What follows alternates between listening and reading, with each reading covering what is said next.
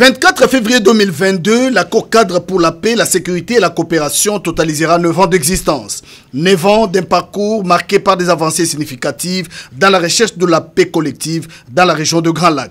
Un anniversaire qui coïncide avec la tenue pour la première fois sur le sol congolais de la 10e réunion de haut niveau avec la participation de chefs d'État des pays membres signataires de l'accord cadre d'Addis Abeba. Ce 10e sommet est porteur d'espoir pour la République démocratique du Congo car il y va de l'honneur du peuple congolais et de son président Félix Antoine Tshisekedi Tshilombo qui a tenu le pari. Pour les coordonnateurs du mécanisme de suivi de l'accord cadre d'Addis Abeba, Claude Ibalanki, qui a confirmé la tenue de ces sommets le 24 février prochain aux ambassadeurs des pays membres signataires de l'accord cadre ce mardi dans la salle des réunions du ministère des Affaires étrangères en présence de l'ambassadeur Ileka, directeur de cabinet du vice-premier ministre, ministre des Affaires étrangères. La RDC, pays hôte, attend beaucoup de ces sommets. Le chef de l'État a placé la paix et la sécurité à l'est de notre pays et dans la région comme une de ses plus grandes priorités. D'autres priorités, il y a bien sûr les progrès sociaux, vous suivez les programmes des 145 territoires et autres. Claude Ibalanki affirme main sur les cœurs qu'il est temps de jeter les ponts entre les pays de Grand Lac pour capitaliser au mieux les opportunités de s'unir pour une paix collective dans la région de Grand Lac. Ce sommet vient à un moment où nous sommes dans l'état de siège. C'est un moment où il y a des opérations conjointes militaires avec l'Ouganda. C'est un moment où la détermination du chef de l'État est à son top, à son pic. Donc c'est un moment vraiment déterminant pour les pays et pour la région. Kinshasa, qui sera la capitale de l'accord cadre d'Addis Abeba, jettera les bases solides pour cimenter les avancées enregistrées 9 ans après. Bonne coïncidence que c'est justement le 9e anniversaire de l'accord cadre. Et ce sommet se tient ce même jour. Donc c'est un double message qui est envoyé.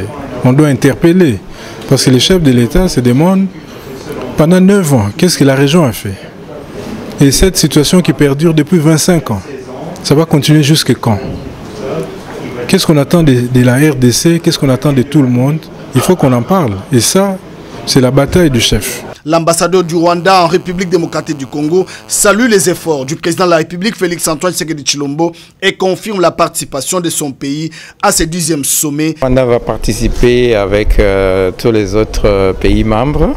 Le Rwanda, comme la RDC, souhaite que l'insécurité qui est à l'Est et qui impacte aussi les autres pays dans la région connaissent une fin, qui ait beaucoup de solidarité dans la recherche de solutions. Donc notre apport, ce sera de contribuer à une idée pour que la question cruciale qui affecte l'Est de la RDC et sans doute qui menace nos pays voisins soit résolue de façon multilatérale, régionale et africaine. Cette rencontre avec les ambassadeurs a balisé le chemin pour la réussite de ce 10e sommet. Le partenaire, comme la Suède, reste disposé à accompagner la République démocratique du Congo et de soutenir les projets de développement. On est là pour accompagner la RDC et les autres pays membres, et aussi garants bien sûr, justement pour les accompagner dans ces pourparlers, dans ces entretiens, dans ces échanges.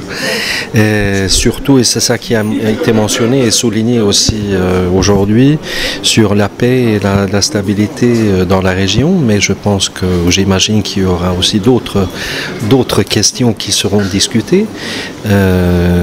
Des priorités communes qui seront discutées. Je pense que nous, on est là pour justement pour continuer à accompagner et montrer notre soutien. Pendant que les forces armées de la République démocratique du Congo enregistrent des victoires à l'est de la République démocratique du Congo dans le cadre de la mutualisation.